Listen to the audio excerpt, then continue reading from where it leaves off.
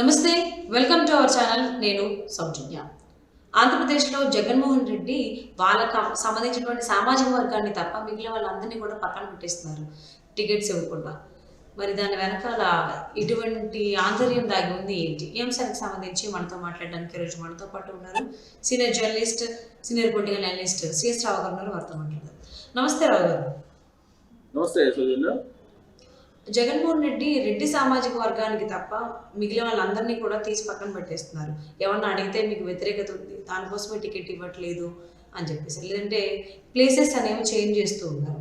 So ఈ plan అనేది జగన్మోహన్ రెడ్డికి ప్లస్ అయ్యేటువంటి అవకాశం ఉందా? అసలు ఇలా మార్చడం వెనకాల వాళ్ళ ఉద్దేశం ఏంటి? ఆంతర్యం ఏంటి అంటే ఇప్పుడు ఒకటి, వాళ్ళు రెడ్డి సామాజిక వర్గం మినహా మిగిలిన ఎస్సీ, ఎస్టీ, బీసీలకు సంబంధించి ఎమ్మెల్యేలు ఎక్కువ మందిని మారుస్తున్నారు. సో విపక్షాలు కూడా ఆరోపిస్తున్నాయి, రెడ్డి సామాజిక వర్గం తప్ప మిగతా వాళ్ళు ఎందుకు మారుస్తున్నారు అని చెప్పి. కానీ ఇప్పుడు వైఎస్ఆర్ కాంగ్రెస్ పార్టీలో ఉండేటువంటి వాళ్ళే ఒక దళిత ఎమ్మెల్యే, ఎవరైతే చిత్తూరు జిల్లాకు సంబంధించినటువంటి ఒక దళిత ఎమ్మెల్యేని నిన్న జగన్మోహన్ రెడ్డి పిలిపించారు. పిలిపించి ఈసారి మీకు టికెట్ ఇవ్వలేము, అధికారులకు మనం రావాలంటే కనుక కొన్ని మార్పులు చేస్తున్నాము, సో ఈ మార్పులు తథ్యము, ఈ మార్పుల్లో భాగంగా నేను మిమ్మల్ని పక్కన పెట్టేస్తున్నానని చెప్పి ఆయన చెప్పడం జరిగింది. జగన్మోహన్ రెడ్డి ఆ దళిత ఎమ్మెల్యేకి అని చెప్పి న్యూస్ వస్తుంది. సో ఆ సందర్భంగా పక్కనే ఉన్నటువంటి ఇద్దరు రెడ్డిస్, ఎవరో పెద్దిరెడ్డి రామచంద్రరెడ్డి మినిస్టరు, అలాగే ఆయన మిథున్ రెడ్డి ఎంపీ, వాళ్ళిద్దరూ అక్కడే ఉన్నారు. ప్లస్ శివరెడ్డి భాస్కర్ రెడ్డి ఈ మొత్తం సర్వేలకు సంబంధించి, ఐపాక్ సంబంధించి షాడో ఓనర్ గా వ్యవహరిస్తున్నారు చెవిరెడ్డి భాస్కర్ రెడ్డి అనేది ఇటీవల కాలంలో వినిపిస్తుంది. సో వాళ్ళందరూ ఉండగానే మీ పెద్ద రెడ్డి చెప్పినట్టే నేను చేశాను కదా, నాకెందుకు మీకు టికెట్ ఇవ్వలేదు, నేను చేసిన తప్పేంది, నా మీద రిమార్క్స్ ఏమైనా ఉన్నాయని చెప్పి జగన్మోహన్ రెడ్డిని నేరుగా అడిగారని చెప్పి న్యూస్ వచ్చింది ఇవాళ.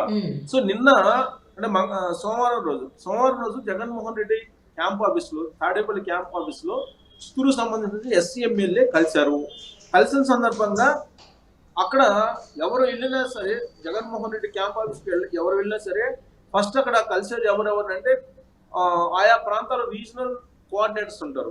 సో రాయలసీమకి అయితే పెద్దిరెడ్డి రామచంద్రారెడ్డి, అలాగే ఉభయ గోదావరి జిల్లాలకైతే మిథున్ రెడ్డి, అలాగే ఉత్తరాంధ్రకైతే వైబి సుబ్బారెడ్డి, ప్రకాశం నెల్లూరు జిల్లాలకైతే కనుక సాయి రెడ్డి, ఇలా ఎక్కడికక్కడ రెడ్డి సామాజిక వర్గానికి సంబంధించినటువంటి వాళ్ళని కోఆర్డినేటర్ గా పెట్టారు జగన్మోహన్ రెడ్డి. సో వాళ్ళు ఏది చెప్తేనే అది చెయ్యాలి అనేటువంటి యాంగిల్లోనే గత 4.5 సంవత్సరాల నుంచి చేసుకుంటూ వచ్చారు. ఇప్పుడు జగన్ సార్ నేను చేసిన తప్పే జగన్ సార్ అని చెప్పి ఆ చిత్తూరు ఎస్సీ ఎమ్మెల్యే అడిగారని, ఆ సందర్భంగా నువ్వేం తప్పు చేయలేదు, నీ పట్ల కరెక్ట్ గానే ఉన్నారు, నీ వ్యక్తిగతంగా నువ్వు కరెక్ట్ గానే ఉన్నావు, నీ పైన ఎలాంటి ఆరోపణలు లేవు, కానీ ఆ నియోజకవర్గంలో ఉండే ప్రజలు నిన్ను యాక్సెప్ట్ చేయట్లేదు అనేటువంటి విషయాన్ని జగన్మోహన్ రెడ్డి చెప్పారని, ఆ సందర్భంగా నువ్వు ఈసారి తప్పకుండా నీకు అధికారంలోకి వచ్చిన తర్వాత ఇంకొక నామినేటెడ్ పోస్ట్ ఇస్తామని చెప్పి హామీ ఇచ్చినట్టు కూడా తెలుస్తుంది.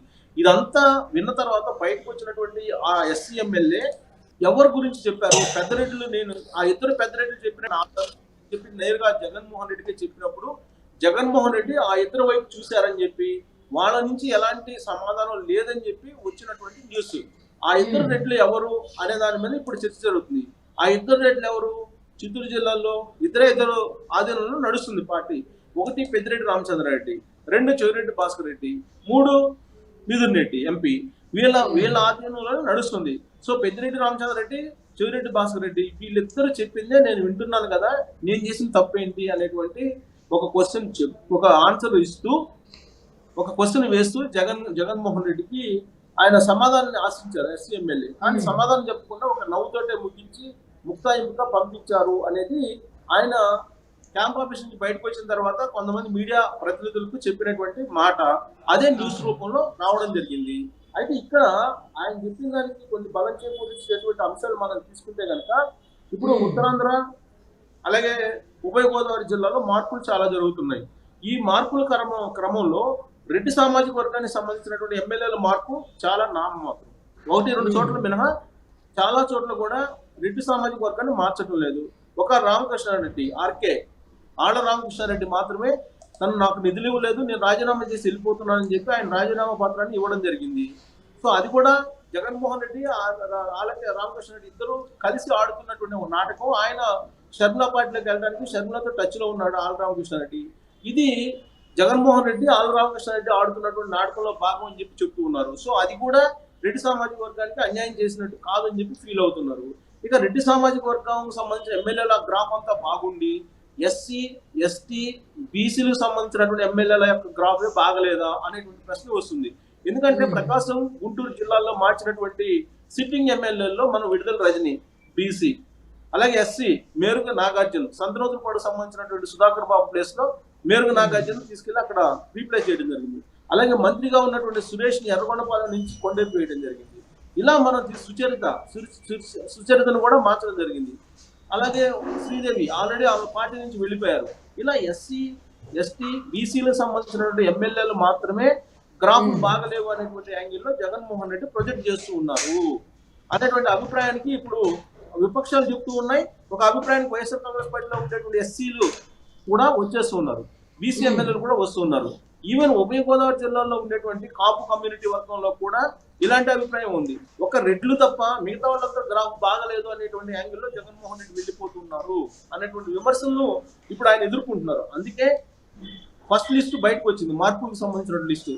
సెకండ్ లిస్టుకు సంబంధించినటువంటి ప్రక్రియ పూర్తి అయిపోయింది, కానీ బయట పెట్టడానికి ధైర్యం చేయలేకపోతున్నారు జగన్మోహన్ రెడ్డి అనేది ఇప్పుడు ఆ పార్టీలో ఉండేటువంటి ఎమ్మెల్యేలోనే వినిపిస్తూ ఉంది. ఇక థర్డ్ లిస్ట్ కూడా వస్తాయి. ఎన్నికల్లో ప్రతి ఒక్కరికి ప్రధాన పీట వేస్తేనే ఏదైనా రాజకీయ పార్టీ గెలుపొందుతుంది కాబట్టి ప్రజలు ఓట్లను గెలుచుకుని ఇప్పుడు రెడ్డి సామాజిక వర్గాన్ని మాత్రమే జగన్మోహన్ రెడ్డి ఉంచుకుని మిగిలినటువంటి సామాజిక వర్గాలను పక్కన పెట్టడం వల్ల ఏ విధంగా వచ్చేటువంటి ఎన్నికల్లో వైఎస్ఆర్ కాంగ్రెస్ పార్టీ అధికారం దక్కించుకునేటువంటి అవకాశం ఉంది అని చెప్పి అనుకోవచ్చు అంటారు. ఒకటేంటంటే జగన్మోహన్ రెడ్డి యొక్క ధైర్యం ఏంటంటే ఆయన సొంత మీడియా ఉంది, బలమైనటువంటి మీడియా తన పక్షాన్ని నిలిచింది, తాను ఏం చెప్తే అది జరుగుతుంది అనేటువంటి ఒక బలమైనటువంటి అభిప్రాయంతో ఉన్నారు అనేది చాలా మంది భావిస్తూ ఉన్నటువంటి సమయం ఇది. సో ఆయనకి సొంత మీడియాతో పాటు బలమైనటువంటి మీడియా మద్దతు ఆయన పుష్కలంగా ఉంది. సో దాని ద్వారా ఏం చేసినా సరిపోతుంది అనేది ఒక యాంగిల్.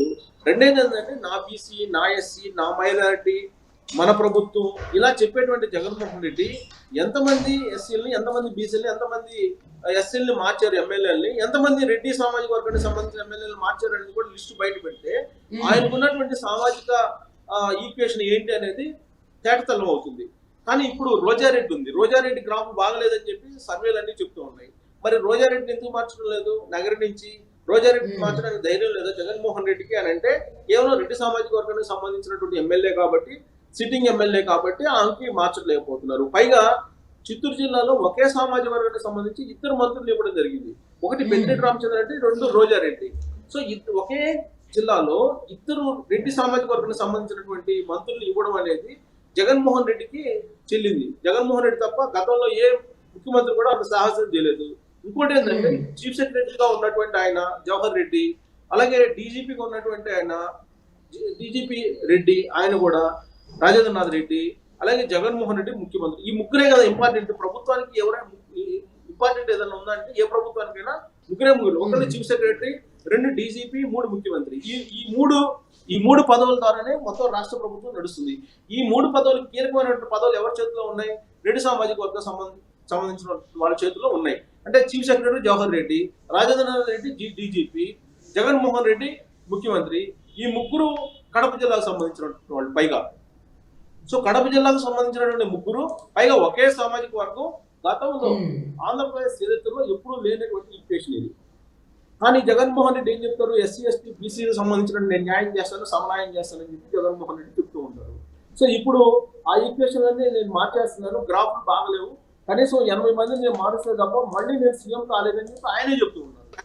80 మందిలో కనీసం 70 మందికి పైగా ఎస్సీ ఎస్టీ బీసీలో ఉన్నారు, మైనారిటీలో ఉన్నారు. రెడ్డి సామాజిక వర్గానికి సంబంధించి నాను మాత్రంగా ఒకరిద్దరు తప్ప మిగతా వాళ్ళు లేరు. సో ఇది ఏ న్యాయము అనేది ఇప్పుడు విపక్షాలు ప్రశ్నిస్తూ ఉన్నాయి.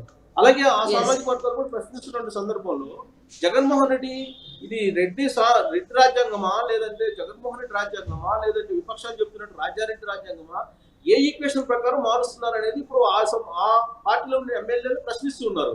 దాంట్లో భాగంగానే జగన్మోహన్ రెడ్డి ఫాలో అవుతున్నటువంటి పందా ఏదైతే ఉందో ఎన్నికలకు సంబంధించి, సో ఆయన అనుకున్నట్టు చేస్తాడు, అందరికీ పెద్దపీట వేస్తాను, ముఖ్యంగా బీసీలకి, ఎస్సీ ఎస్టీలకి సమన్యాయం చేస్తానని చాలా సార్లు చెప్పడం జరిగింది ఆయన. కానీ ఆ వైపుగా ఆయన ఎటువంటి అడుగులు వేయట్లేదు. రెడ్డి సామాజిక వర్గానికి మాత్రమే పెద్దపీట వేస్తున్నట్టుగా మనకు కనిపిస్తుంది ఆయన చేసినటువంటి పనులకు సంబంధించి కనుక మనం చూసుకున్నట్లయితే. మరి ఇదే పందాలో వెళ్తే ఆయన వచ్చేటువంటి ఎన్నికల్లో గెలిచే అవకాశం ఉందా లేదా ఏంటనేది ప్రజల చేతిలోనే ఉంది. ఏం జరుగుతుంది ఏంటని వేచి చూద్దామండి.